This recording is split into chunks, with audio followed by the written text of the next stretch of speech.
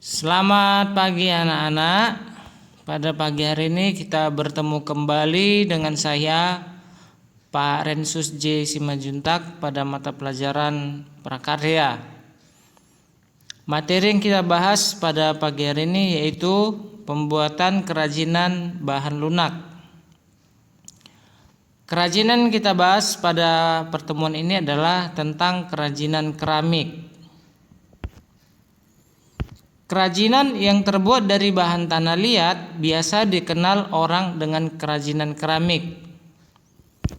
Asal kata keramik adalah keramos dalam bahasa Yunani, yang artinya benda pecah belah yang terbentuk dari tanah liat yang telah mengalami proses pembakaran. Bahan produksi pembuatan keramik yaitu tanah liat. Pada pertemuan kita sebelumnya telah kita bahas ciri atau karakteristik tanah liat. Apa salah satu cirinya? Masih ingat anak-anak? Ya, cirinya adalah bahwa tanah liat memiliki beraneka ragam warna. Ada coklat tua, coklat muda, coklat keputihan, dan sebagainya. Alat produksi pembuatan keramik yaitu butsir, tali pemotong, spons, handwheel atau kick wheel, roll, tungku pembakaran.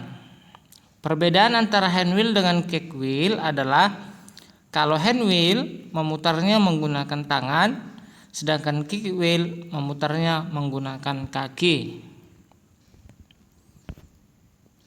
Produk kerajinan keramik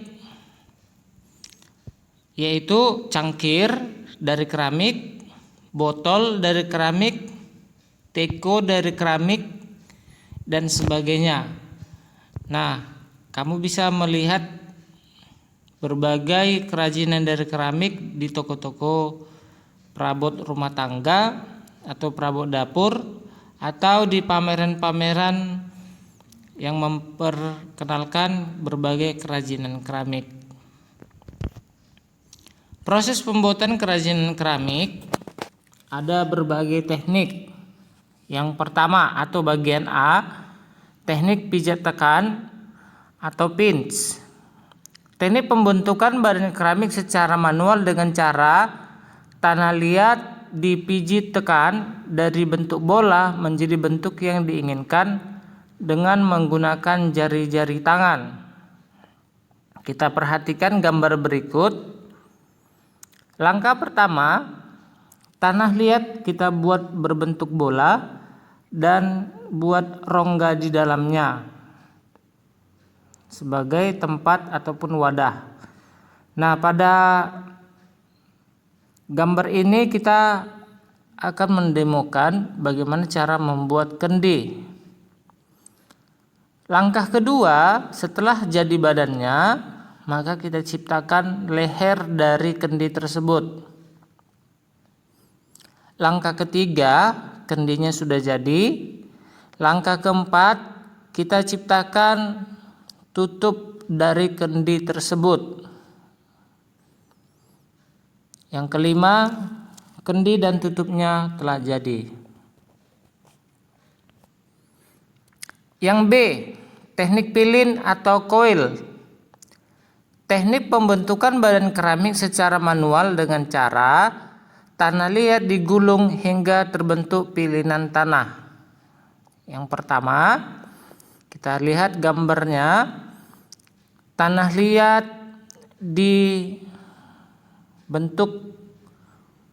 berbentuk bulat panjang, ya, dibuat maju mundur sehingga tanah tersebut menjadi bulat panjang membentuk pilin atau bahasa Inggrisnya coil. Yang kedua, kita pipihkan tanah untuk menjadikan sebagai alas dari wadah yang mau kita buat. Kemudian langkah ketiga, tanah yang sudah kita pilin kita letakkan di atas alas yang telah kita buat pada langkah kedua. Lalu kita lanjut memutar membentuk sebuah lingkaran. Langkah keempat, setelah selesai, maka kita rekatkan atau kita buat tanah di sisi dalam dari wadah yang kita ciptakan. Tujuannya agar wadah yang kita buat itu benar-benar kuat, antara pilihan pertama, kedua, dan seterusnya menjadi sangat kuat dan menyatu. Kelima, itu adalah penyelesaiannya. Jika mau ditinggikan lagi atau mau dibuat dengan gaya-gaya yang lainnya. C. Teknik lempengan atau slab. Teknik pembentukan badan keramik secara manual dengan membentuk lempengan menggunakan roll. Lempengan digunakan untuk membuat karya keramik yang berbentuk persegi atau silinder. Yang pertama, kita pipihkan dulu tanah liatnya menggunakan roll.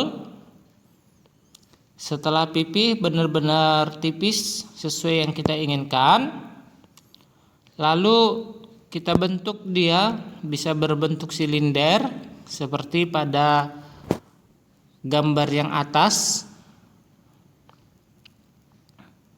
atau kita buat berbentuk persegi. Untuk mengelem atau menyatukan antara sisi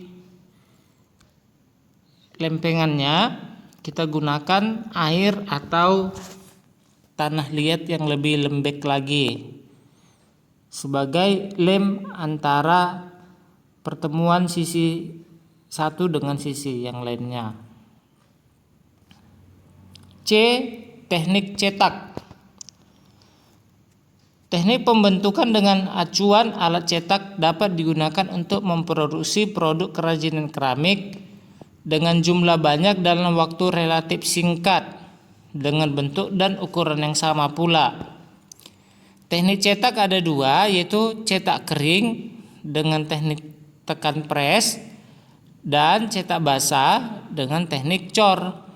Yang pertama itu adalah teknik cor, yaitu tanahnya kita encerkan terlebih dahulu atau dengan teknik basah ini.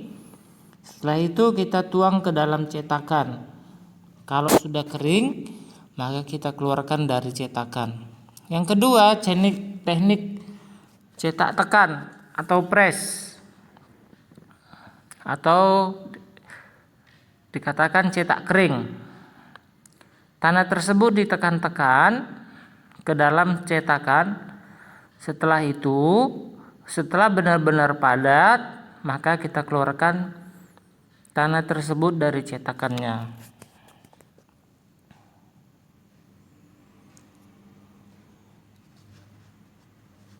Yang ke E, teknik putar. Teknik pembentukan badan keramik dengan menggunakan alat putar kaki, kick wheel, dapat menghasilkan banyak bentuk yang simetris. Nah, kalau kita ingin membuat sebuah kerajinan yang berbentuk bulat, maka kita gunakanlah teknik putar atau menggunakan kick wheel. Yang pertama, kita ciptakan dulu bagian bawahnya, lalu lanjut kedua kita tambahi tanahnya sehingga memanjang ke atas sampai ketiga, keempat, dan kelima. Awalnya dari rendah ke tinggi sampai ke yang kita inginkan.